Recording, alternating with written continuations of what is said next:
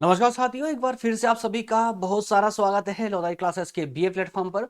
और BA third year में English language and communication skills वाला सेशन आपका चल रहा था, जिसमें हम topic wise topic that means chapter wise chapter आपके सेशनों को कवर कर रहे थे। और आज लेक्चर नंबर 12 होने जा रहा है, ठीक है ना। तो आज के इस इंपॉर्टेंट सेशन में हम डिस्कस करने मैं बता दूं आप लोगों को स्टार्टिंग में, ये फाउंडेशन का सेशन है, क्योंकि बहुत सारे बच्चे जो है नए नए बच्चे अभी हर सेशन में आते हैं और ज्वाइन करते हैं, तो उनको समझ नहीं आता कि सेशन किस चीज का चल रहा है। तो फ्रेंड्स, ये थर्ड ईयर का बीए, बीएससी, बीकॉम, बीबीए, बीएचएससी सभी जो थर्ड ईयर में हैं और इनका फाउंडेशन के अंतर्गत इंग्लिश लैंग्वेज, हिंदी है ना, ये सब सब्जेक्ट दिए गए हैं। उनमें इंग्लिश हम पहले कवर कर रहे हैं, बाकी के 3 सब्जेक्ट भी वन बाय वन करके कवर करेंगे। क्लियर है? तो इंग्लिश का सेशन चल रहा था, जिसमें 11 लेक्चर अब तक हो चुके हैं, 12वां लेक्चर आज होने जा रहा है।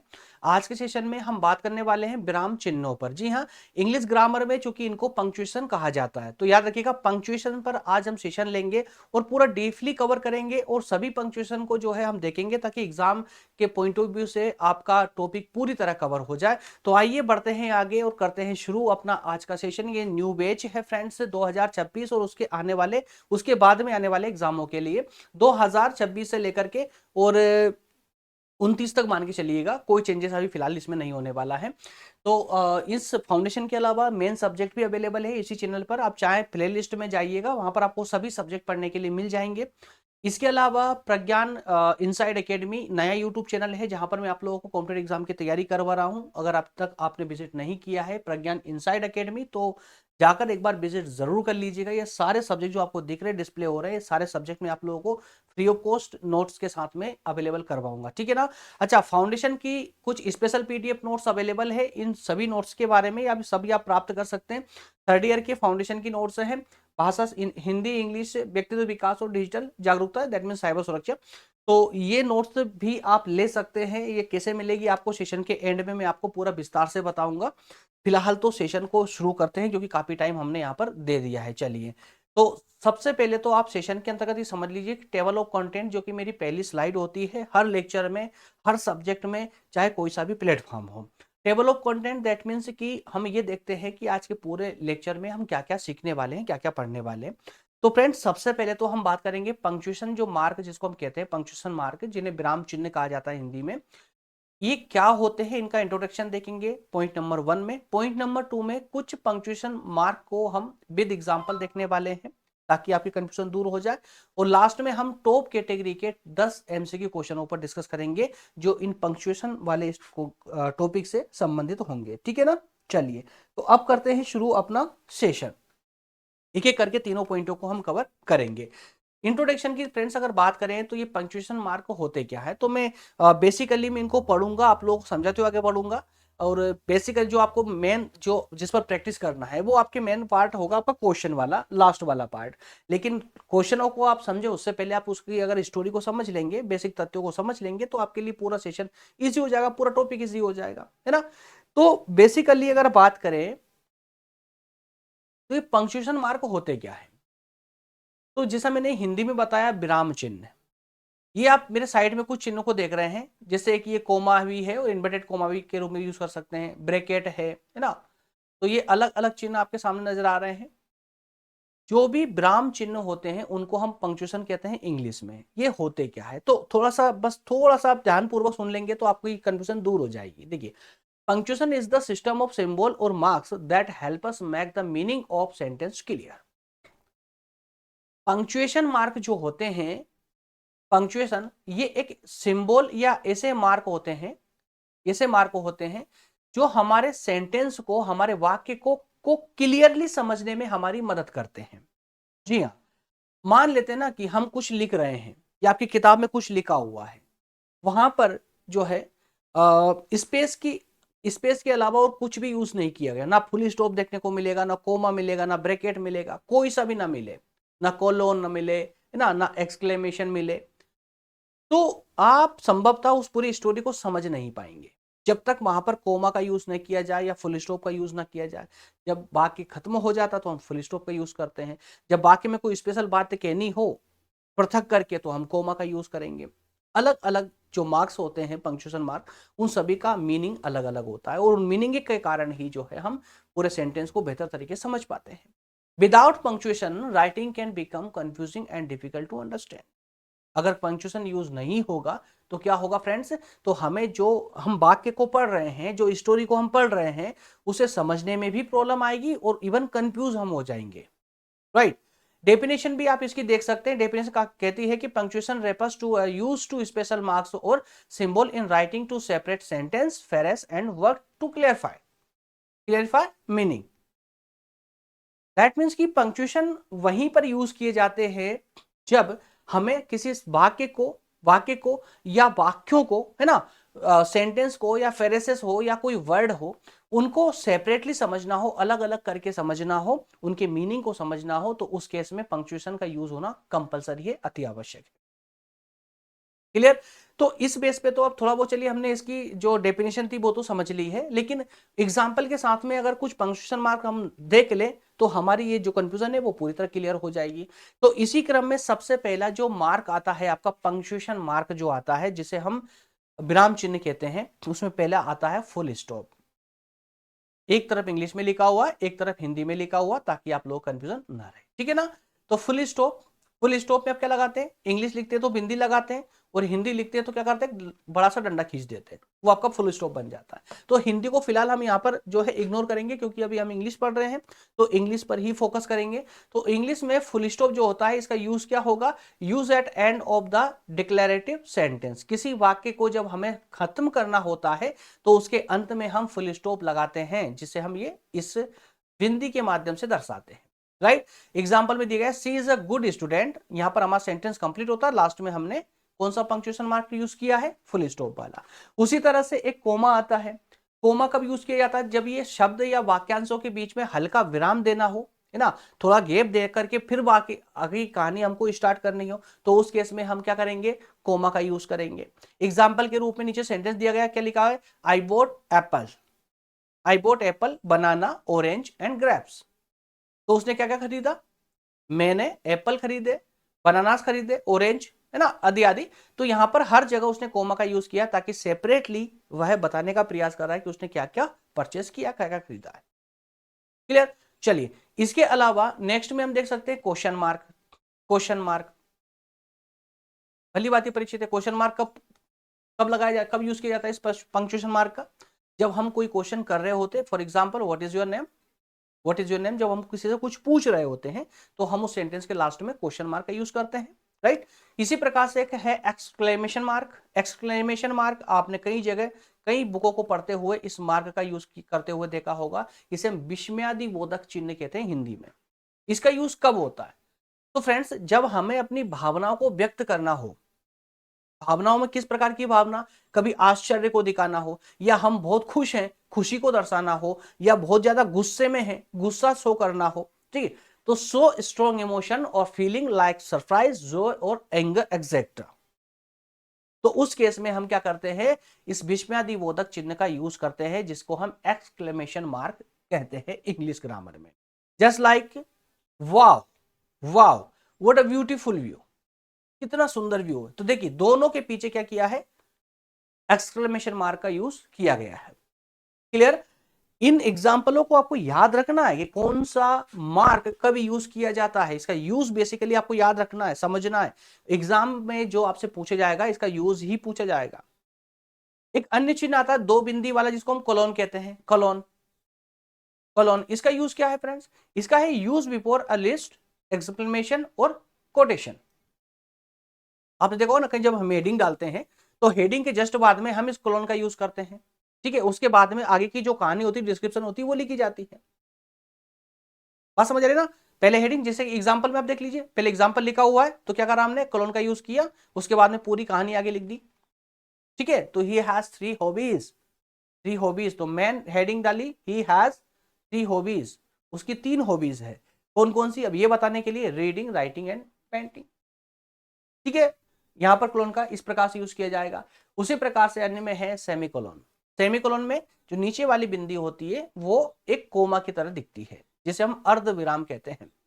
Use to connect two related independent sentence, जब दो इंडिपेंडेंट स्वतंत्र वाक्य जो होते हैं, उन दो वाक्यों को जब हम जोड़ते हैं तो उस केस में हमें क्या यूज करना होता है, सेमी कोलोन यूज करना होता है। एग्जाम्पल देखिए, आई लाइक टी, तो ये भी एक इंडिपेंडेंट है।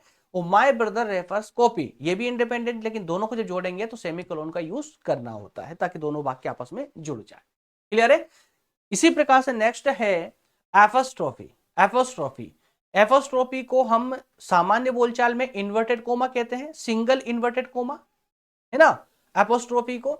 तो सो पोजेशन और ओमिशन ऑफ लेटर, तो जब हमें स्वामित्व को दर्शाना हो या शब्दों के संक्षिप्त रूप को दर्शाना हो तो उस केस में हम क्या करेंगे फ्रेंड्स, तो ओमिटेड एपोस्ट्रोफी मार्क का यूज करते हैं, ठीक है ना, इन्वर्टेड कोमा का यूज करेंगे। जस्ट लाइक रियाज बुक, तो यहां पर क्या दिखा रहा है दोस्तों, यहां पर ओमिशन पोजीशन को दिखाया गया है, पोजीशन को मतलब स्वामित्व को दिखाया गया है। डोंट, डोंट में शब्द को संक्षिप्त कर दिया गया है इंग्लिश में, नहीं तो पूरा लिखेंगे, क्या लिखेंगे, डू नॉट, डू नॉट को संक्षिप्त किया, शॉर्ट किया तो डोंट आ गया। क्लियर है? इसी तरह से कोटेशन मार्क होता है, कोटेशन मार्क को डबल इन्वर्टेड कोमा कह सकते हो आप लोग, उद्धरण चिन्ह इसको हिंदी में कहते हैं। इसका यूज कब होता है, तो किसी व्यक्ति के बोले गए शब्दों को दिखाने के लिए प्रयोग किया जाता है। जब हमें किसी विशेष को हाईलाइट करना होता है, विशेष शब्द को दिखाना होता है, तो उस केस में हम inverted coma, double inverted coma, that means quotation mark का यूज करते हैं। Just like she said I am happy, उसने कहा मैं बहुत खुश हूं, ठीक है, तो एक मैं खुश हूं ये मेन वाक्य, उसको इन्वर्टेड कोमा में कोट कर दिया, राइट, कोटेशन मार्क। इन मार्क्स को आपको याद रखना है। एक मार्क होता है hyphen, use to join two words together, दो शब्दों को आपस में जोड़ने वाले को हम क्या कहते हैं, हाइफन। याद रखिएगा, सभी से क्वेश्चन बनेंगे हाइफन, ये जो है ना डैश वाला जो वर्ड होता है, ये क्या होता है मार्क, इसको क्या कहेंगे हम, हाइफन कहते हैं। Hyphen use to join two words, दो शब्दों को जोड़ने के लिए, just like mother hyphen in hyphen law, mother in law, ठीक है ना। 21, तो बीच में हाइफन का यूज किया गया है। एग्जाम्पल से आप बेहतर तरीके से समझ सकते हैं, इसलिए मैंने एग्जाम्पल के साथ लेकर के आया हूं। डैश, इसी हाइफन को थोड़ा और लंबा खींच दीजिए, डैश बन जाएगा। कब यूज करेंगे, जब किसी अचानक रुकावट हो या परिवर्तन को दर्शाना हो, तो उस केस में हम किसका, डैश का यूज करते हैं, ठीक है।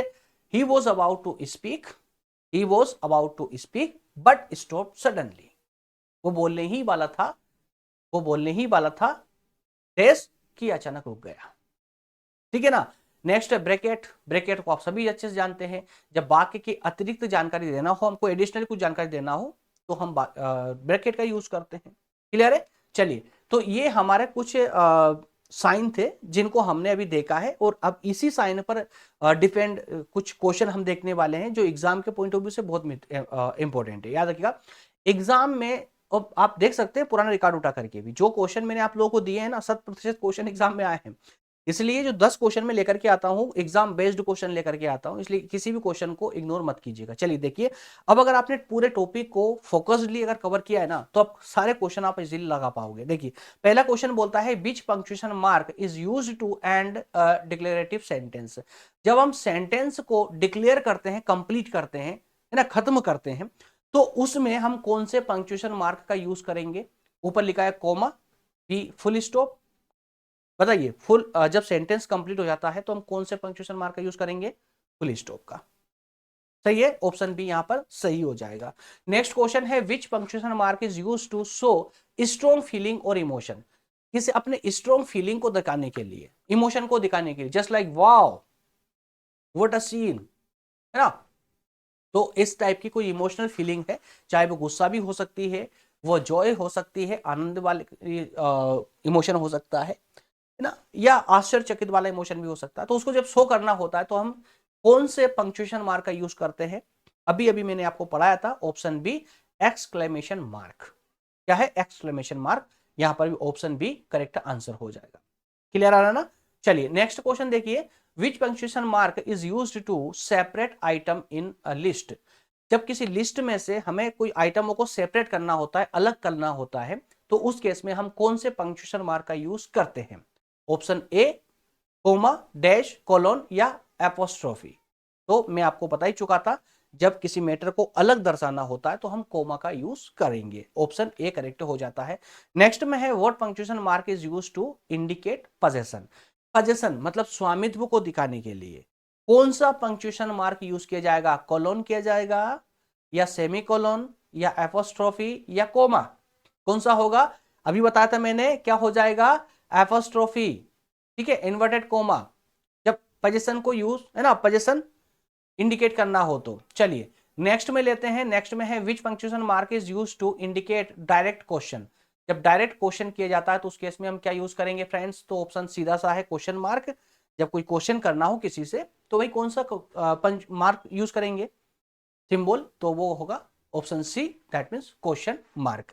नेक्स्ट क्वेश्चन है which punctuation mark is use to join two independent clauses closely related in meaning.